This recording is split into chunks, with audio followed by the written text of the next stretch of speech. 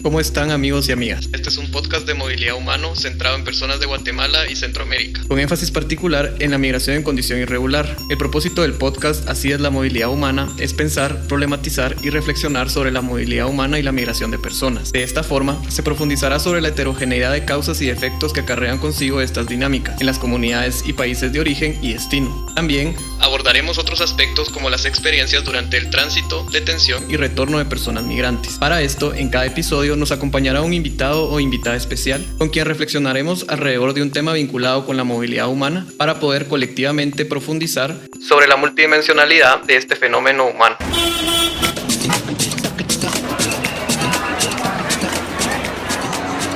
Yo soy Juan José López y esto es Así es la movilidad humana, de la Asociación de Investigación y Estudios Sociales, Así es. Hoy tenemos como invitado especial a Danilo Rivera, analista e investigador del tema migratorio en Guatemala y la región centroamericana. Forma parte de un equipo de investigación aquí en Así es y es integrante del grupo articulador de la sociedad civil en materia migratoria. Y en este episodio de Así es la movilidad humana estaremos reflexionando sobre personas trabajadoras migrantes en Guatemala. Bueno, ¿cómo estás, Danilo? Hola, ¿Qué tal? Juanjo, ¿qué tal? Muchas gracias por invitarme a poder compartir algunas reflexiones en torno a este tema tan amplio y diverso. Perfecto, Danilo. Y cuando yo te comenté esta idea de venir a participar al podcast, pues me comentaste que te interesaba conversar alrededor del tema de personas migrantes trabajadoras en Guatemala. ¿Por qué me mencionaste este tema? Porque generalmente cuando se habla de personas migrantes existe un imaginario muy construido de referirnos a nuestra familia, nuestros hermanos, nuestros compatriotas. Se habla sobre todo de los migrantes que están en Estados Unidos o los que son deportados. Muy pocas veces se habla de las personas trabajadoras migrantes que están en nuestro país y que como país pues tenemos una obligación también de visibilizar y de entender cuál es su dinámica y su gestión, ¿verdad? Digamos, pensando en esto, ¿verdad? Lo que decís de que regularmente pues se habla de migración de Guatemala a México, ¿verdad? Migración de Guatemala a los Estados Unidos, migración en condición irregular y se nos olvida a veces, por ejemplo, que incluso aquí en Centroamérica pues hay países como Guatemala, ¿verdad? Que tienen esta dimensión tripartita, digamos, de ser tanto expulsor como de tránsito, como de origen y digamos pensando en esto en Guatemala como un país, como de destino, ¿verdad? ¿Quiénes son o qué personas son las que toman a Guatemala como un país de destino?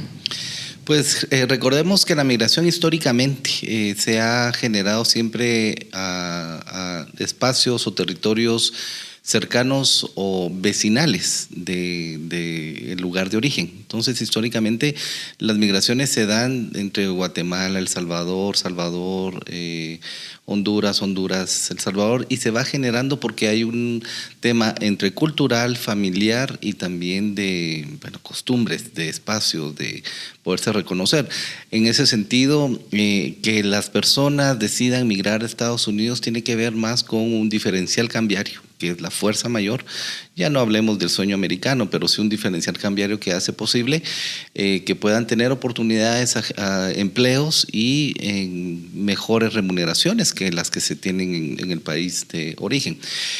Por otro lado, estamos hablando de personas en Guatemala, por ejemplo, generalmente de origen salvadoreño, hondureño, nicaragüense, que es la mayor parte de población que se encuentra.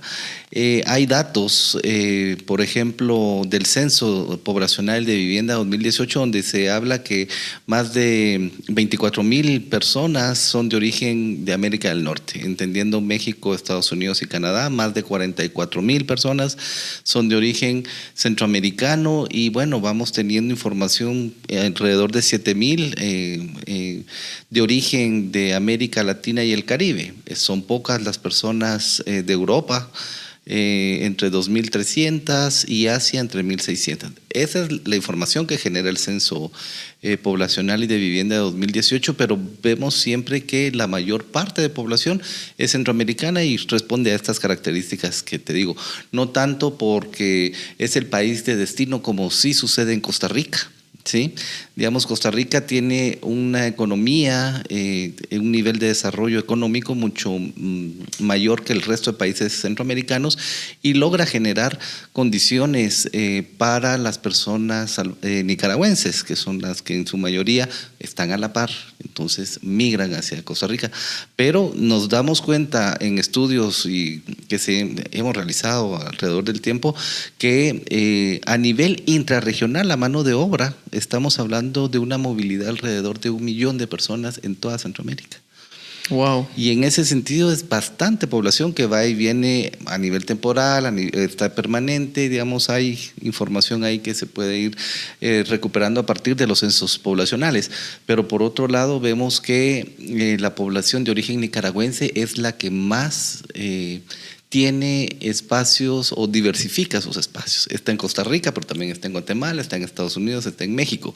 Sin embargo, los guatemaltecos y los salvadoreños están más con miradas o países de destino como México y Estados Unidos. Qué interesante esta diferenciación, ¿verdad?, por país de personas migrantes. Y digamos, en ese sentido, los que vienen a Guatemala, ¿verdad?, ¿cuáles son sus lugares de trabajo? Y esta migración, digamos, en su mayoría masculina o femenina, son menores, ¿verdad? ¿Quiénes son y a qué se dedican? Pues fíjate que, históricamente contamos sobre todo con personas de origen salvadoreño, hondureño y nicaragüense. Si bien se encuentra aquí hay que entender que no hay flujos migratorios que se despegan posterior al inicio del siglo, ¿verdad? Y hay que tomar en cuenta que muchas personas de origen salvadoreño y nicaragüense están en Guatemala desde la década de las guerras civiles en la región. Y en ese sentido muchas personas se quedaron, son trabajadores migrantes, pero tienen un estatus de refugiado. Y en ese sentido hay que comprender de que muchas de las personas tienen su origen ahí. Hay movilizaciones, hay familias completas que están en Guatemala, que son de estas nacionalidades. Y también hay que comprender que hay muchas familias trinacional, ¿sí? Y en ese sentido, se ayudan las redes sociales, las condiciones económicas de nuestros países que efectivamente están entre la pobreza, la extrema pobreza, la inseguridad pública, la violencia, un espacio bastante cooptado por el crimen organizado, en donde las posibilidades de desarrollar la vida está bastante difícil. Se ayudan y se vienen a Guatemala para poder generar sus propias condiciones. No se ha identificado, por decirte así, este es el grupo de salvadoreños que están en Guatemala, el grupo de nicaragüenses. Sabemos y conocemos algunas zonas, por ejemplo, la 18 Calle y 9ª Avenida, ahí hay mucha población de origen nicaragüense. O asumimos que cualquier pupusería es de los salvadoreños, ¿sí? O información de los hondureños con sus baleadas o algún restaurantito que pudiera existir por ahí. Se asocia mucho al tema alimenticio, al tema de vender algunos productos nostálgicos que, como te digo, 9ª Avenida, pero no es que existan así, el grupo está en esto, sino, como te digo, han sido migraciones individuales, familiares, sobre todo no en masa, para poder ubicarlos. Se dio la solicitud de refugio en su época de nicaragüenses y salvadoreños, pero igual se difuminaron en el marco de los espacios, de sus redes sociales, de sus redes familiares. Como te digo, generalmente hay familias salvadoreñas, guatemaltecas, hondureñas, guatemaltecas, y así se va diversificando. Sin embargo, hay también información respecto a los trabajos que puedan ir desarrollando en épocas puntuales, épocas de la zafra, por ejemplo, o las cosechas, donde vienen poblaciones o trabajadores migrantes, sobre todo hombres, a trabajar a estas plantaciones, las plantaciones del melón, que también han sido como muy recurrentes. Vienen hacia el oriente de nuestro país, y cuando nosotros observamos la migración de los guatemaltecos hacia México es su oriente, ¿sí? Y ellos se van también a la cosecha de café, sobre todo, ¿verdad? Entonces, los principales trabajos donde se ha observado personas migrantes tiene que ver en épocas muy puntuales o migración temporal. Tiene que ver con la zafra, tiene que ver con el melón, tiene que ver inclusive con momentos de siembra y la construcción. La construcción, se ha identificado algunos espacios en Ciudad de Guatemala con el boom de los edificios y todo el desarrollo inmobiliario, pues sí se ha observado que hay algunas personas de origen centroamericano trabajando en la construcción, pero está poco sistematizada. ¿Sí?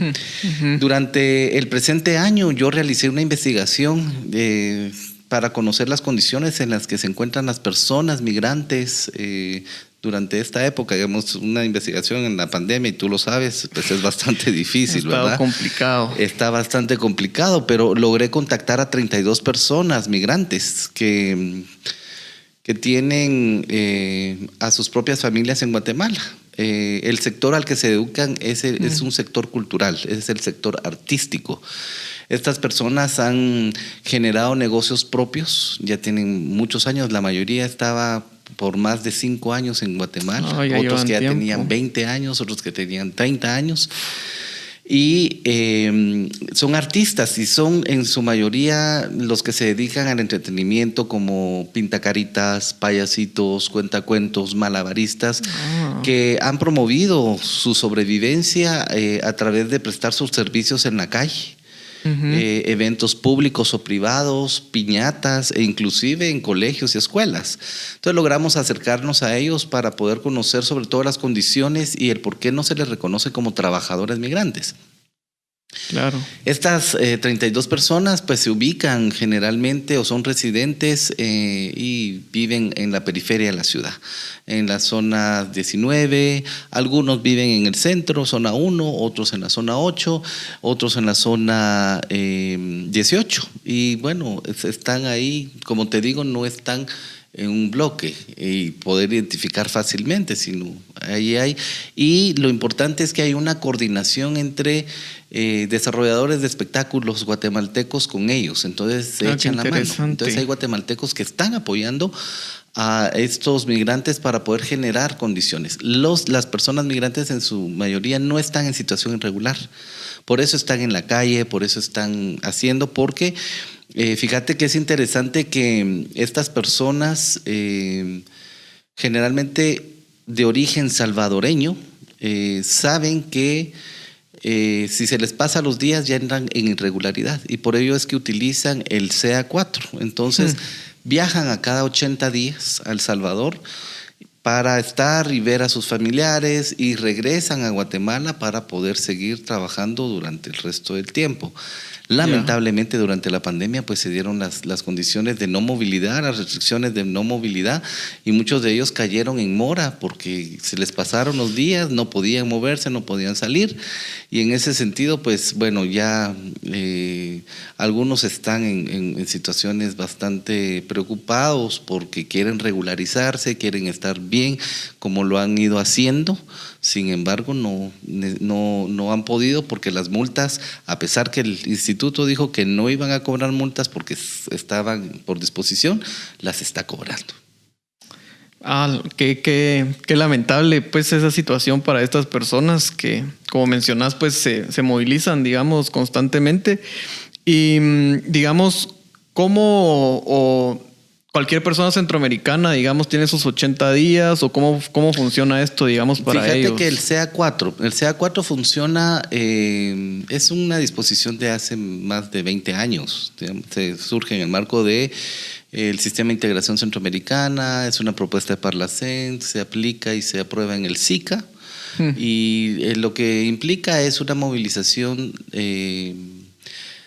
no con pasaporte, sino con su cédula, con su DUI, con su DPI, siempre y cuando pasar por frontera y registrarse. Entonces reconoce estos documentos para que puedan movilizarse libremente dentro del territorio de los 4 países. Sea 4 corresponde a 4 países, que es Guatemala, El Salvador, Honduras y Nicaragua. Entonces, en estos 4 países tú no necesitas llevar un pasaporte, inclusive a nivel aéreo deberías poder pasar, si es un vuelo de aquí a Nicaragua, a Guatemala, con tu DPI. Porque esta disposición lo permite. Entonces, los fines de esta movilidad son fines establecidos en esa época para el comercio y el turismo, mas no reconocen el tema laboral. Y bueno, aquí hay un tema bastante difícil, bastante anquilosado en el pasado, en el sentido que muchas veces, no muchas veces, sino las constituciones políticas de las repúblicas de la región quieren integrar, pero cuando se trata en el tema laboral, las personas que van a ser contratadas por los empresarios o las fábricas o donde pueden contratar únicamente un 10% como máximo del personal que sea de origen no guatemalteco, ¿verdad? Es decir, el 90% tiene que ser guatemalteco y un 10% se permite. Y esto no ha permitido mucho que se desarrolle una libre ejercicio para poder trabajar, a pesar de que se promueve políticas, acciones de competitividad, pero vemos que se trunca. Entonces, esto pues viene a afectar mucho a las personas trabajadoras porque a pesar de que quieren, no pueden por limitaciones de cantidad. Pero algunos que sí pueden, no se les otorga porque son personas que están trabajando, dijéramos, bajo de agua. Son contratados, se les paga, pero no son registrados como trabajadores guatemaltecos dentro del ministerio. No se les tramita y no se les apoya a tramitar su permiso laboral. Y esto tiene que ver entre el Ministerio de Trabajo y el Instituto Guatemalteco de Migración, puesto que el Ministerio de Trabajo tiene una serie de requisitos para poder otorgar el permiso laboral. Y el Instituto Guatemalteco tiene otra serie de requisitos para poder extender una residencia de trabajador migratorio. Entonces, vemos que son personas que están trabajando en Guatemala, que algunos ganan menos del salario mínimo, otros el salario mínimo, son pocos los que ganan un poco más del salario mínimo, cuando los costos para la regularización migratoria pues tiene que ver con más o menos $1,000, ¿sí? Wow. Es casi que imposible que puedan costear eso. Y por otro lado, la carta que debe de extender el patrón no la extiende. Prefieren despedirlos, prefieren tenerlos tal como están y no meterse al tema de ser garantes laborales, ¿verdad? Exacto. Y eso pues dice mucho de invisibilizar y no proteger los derechos de las personas migrantes. Y son trabajadores, son personas honradas, digamos, de las personas que entrevistábamos, a sus hijas, a sus hijos, algunos. Es bastante dificultoso que ellos puedan decir, sí, he trabajado como motorista, he trabajado en McDonald's, he trabajado en algunas, pero nunca, digamos, he logrado tener un reconocimiento como trabajador migrante. Ya, qué interesante esto. Y digamos, justamente ahorita que mencionabas de la familia, ¿verdad? De los hijos, de las hijas, esta migración, digamos, de alguna manera sí busca, yo entiendo que es temporal, digamos, están esto, pero digamos, vienen con familia, no sé si los hijos, digamos, están inscritos en el sistema educativo o no, pero desde lo que percibís, ¿crees que esta migración es temporal en el sentido de que tal vez la generación que viene, pues sí viene y va, pero tal vez las segundas o terceras generaciones ya piensan más como asentarse de manera permanente en Guatemala? ¿O crees que continúa, digamos, esta visión más como de una frontera más porosa y dinámicas más que vienen y van, ¿verdad? Fíjate que, digamos, con las personas que logré entrevistar y conocer en medio del distanciamiento y todo, son poblaciones que están ya de manera permanente en Guatemala. Su finalidad es desarrollar su vida en Guatemala, aportar al desarrollo de Guatemala y en Guatemala. Y como no tienen recursos para poder regularizarse, lo que hacen es ir y venir. Entonces, manejando un flujo migratorio de entrada y salida y, pues, digamos, una imagen de migración temporal por el registro, claro, ¿verdad?, migratorio. Sin embargo, su finalidad y su estadía recurrente es permanente. El tema es que no han logrado generar los recursos económicos, llenar los requisitos para poder tener su permiso laboral o su visa o su residencia de trabajador migrante o su visa permanente o su visa, su permiso, su residencia, residencia temporal o permanente. Entonces, cuando hablo de residencia, pues la mayoría tiene hijos que son de origen salvadoreño, pero recordemos que aquellos que sí logran tener a su familia y son padres de algún niño o niña guatemalteca, pues sí logra generar con más facilidad su residencia permanente en Guatemala. Ah. Sí. Y digamos que justo ahorita con lo que hablabas, ¿verdad? Pensando en los retos que tienen en relación a laboral, ¿verdad? Que no logran sacar la visa pues laboral o la residencia y todos estos procesos, digamos, ahorita que mencionabas que, bueno, con la pandemia pues obviamente se restringieron y tienen estas moras, ¿verdad? Pero además de estos retos, digamos, ¿qué otros enfrentan las personas digamos, migrantes en Guatemala en la actualidad, digamos, por el COVID-19? Bueno, al igual que la mayor parte de población guatemalteca en condiciones de sobrevivencia, pues se están enfrentando a lo mismo. Es decir, las personas migrantes que hemos logrado conocer, que hemos logrado ver, son personas que, como te decía, están teniendo a través de estos trabajos informales, pues, ingresos mensuales menores al salario mínimo. Algunos exponen alrededor de 1,200 quetzales mensuales, que les permite tener una habitación donde viven 2, 3 personas y comparten con otros. Hay condiciones, digamos, la alimentación, hay problemas de salud, hay personas que pues ya están adultas, están enfermas, y en ese sentido pues tienen los mismos impactos que cualquier otra persona que ha migrado a la ciudad y que no tiene empleo. ¿Sí? Y en ese sentido creo que es un tema que se debe de abordar más desde el desarrollo económico, social y de las personas que habitan Guatemala, que es un poco el sentido de generar bienestar a los habitantes de un país. No necesariamente diciendo porque eres guatemalteco, sino generar desarrollo, generar bienestar en un país que incluya a todos. Y en ese sentido, pues podría ser la apuesta. Sabemos que muchas de las personas, inclusive ustedes podrán ver en las calles, hay muchos vendedores ambulantes, hay payasitos, hay malabaristas que están trabajando honradamente para ganarse el dinero.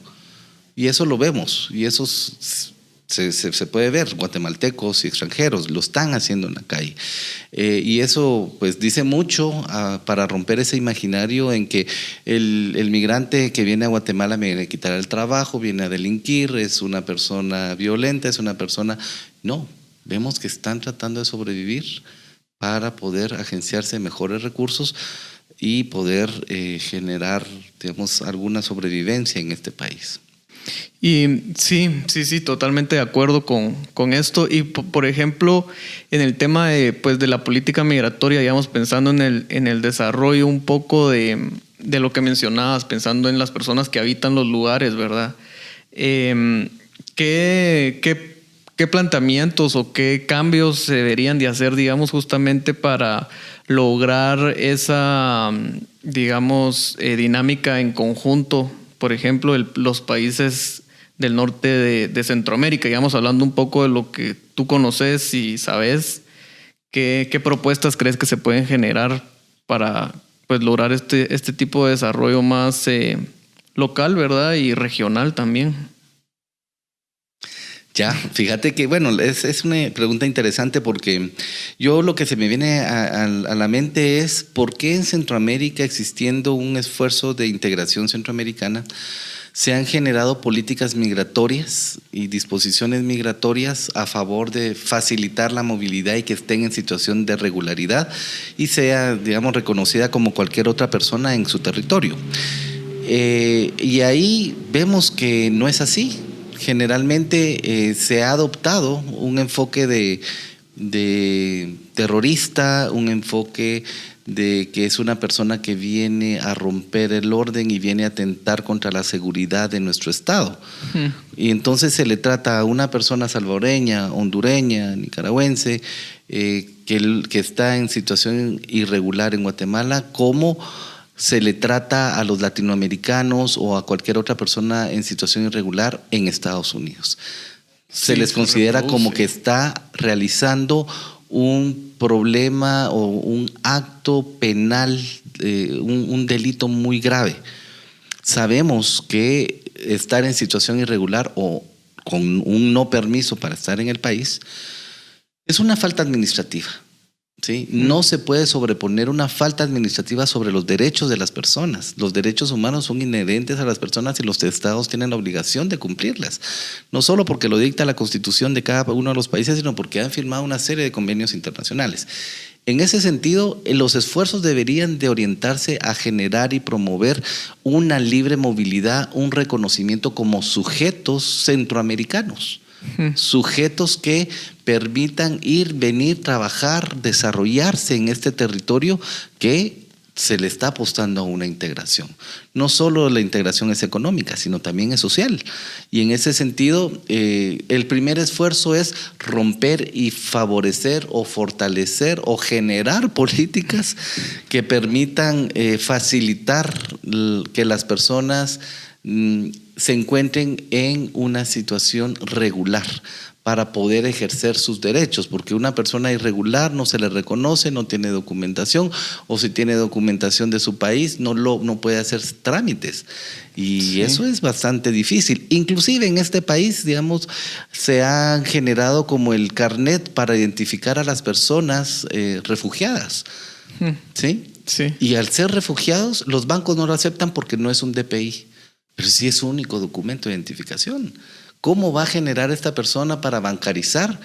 Pues se tiene que bancarizar porque ya, si no, puede estar sujeto a otra serie de inspecciones. Sí, entonces totalmente. Es muy difícil romper. Primero es romper con la idea de la seguridad y entender de que no están delinquiendo, no vienen a robar. No, claro, hay algunas expresiones, como en cualquier país, de violencia e inseguridad provocados por unos u otros, pero no significa que los migrantes se dediquen a eso. Exacto. Los migrantes contribuyen al desarrollo, y lo hemos visto, al desarrollo de Estados Unidos y al desarrollo de nuestras economías a través de las remesas, a la activación de las economías. Entonces, lo primero, como te digo, lo que se debe hacer a nivel centroamericano es facilitar la regularización migratoria, facilitar y quitar requisitos para que sea mucho más accesible para los centroamericanos poder ejercer un derecho de residencia permanente, temporal o permisos de trabajo, para poder fortalecer la economía centroamericana. ¿Cómo crees que la pandemia va a tener efectos específicamente sobre esta movilidad que viene de El Salvador, que viene de Honduras, digamos que viene de Nicaragua? Tal vez no específicamente en las caravanas, digamos, pero ¿cuáles van a ser o cómo visibilizas los impactos a futuro?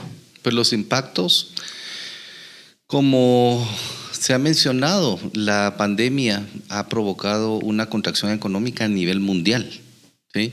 Nuestras economías, por ejemplo, Guatemala, ya lo decía algún estudio a través del doctor Fanter Knight, donde pues indicaba que sectores como el agrícola, como el Estado, como la construcción no estaban siendo tan afectados.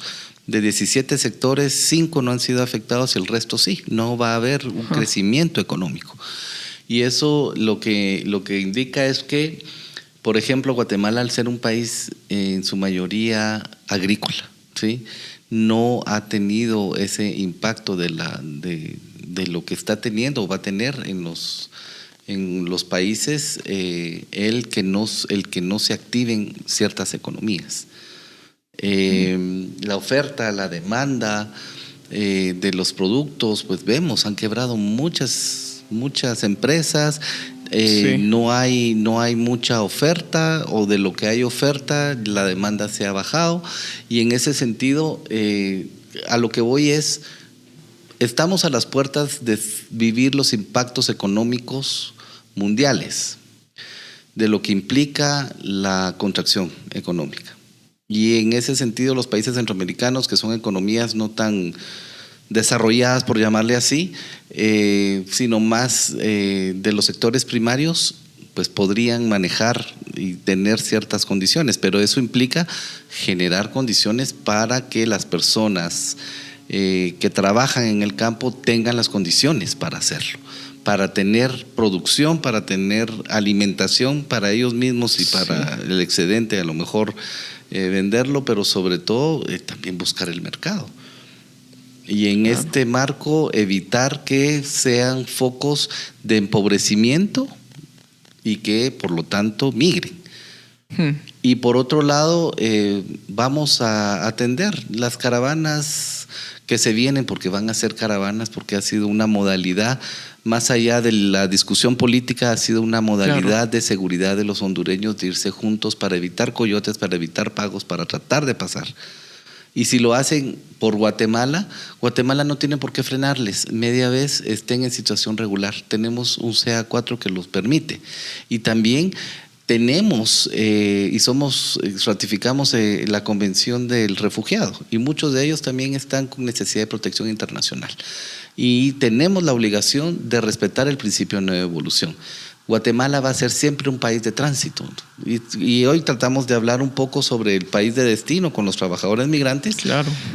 Pero lo que viene es más una movilidad y una ampliación de la movilidad humana. Se va a seguir dando hacia Estados Unidos, hacia México, pero por otro lado, la macrotendencia es el aumento de la política de securitización para frenar las migraciones irregulares. Entonces vamos a encontrarnos con un choque entre las personas y su movilidad y su derecho a exigir y a generar desarrollo, con políticas que van a venir a romper y a establecer, inclusive generar violencia hacia estos sujetos.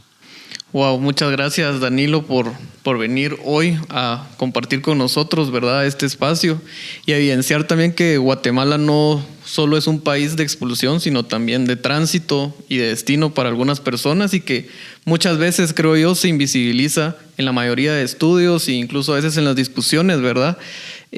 Pues que también hay personas aquí migrantes y también están en condiciones vulnerables, ¿verdad? Como nuestros connacionales en México, en Estados Unidos o en otras partes que también se encuentran en esas mismas situaciones. Y pues muchas gracias, ¿verdad?, por venir a compartir con nosotros, y también pues hacer el aviso que en el próximo episodio tendremos a otra persona para conversar con nosotros, que estará tocando el tema de las remesas desde una perspectiva sociopolítica, para conocer pues cuáles son los impactos más allá de el PIB, ¿verdad?, que a veces solo se queda ahí la discusión.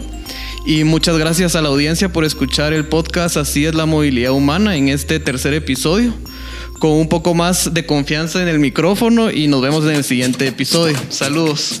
Gracias, Juanjo. No, gracias, Danilo. Así es la movilidad humana.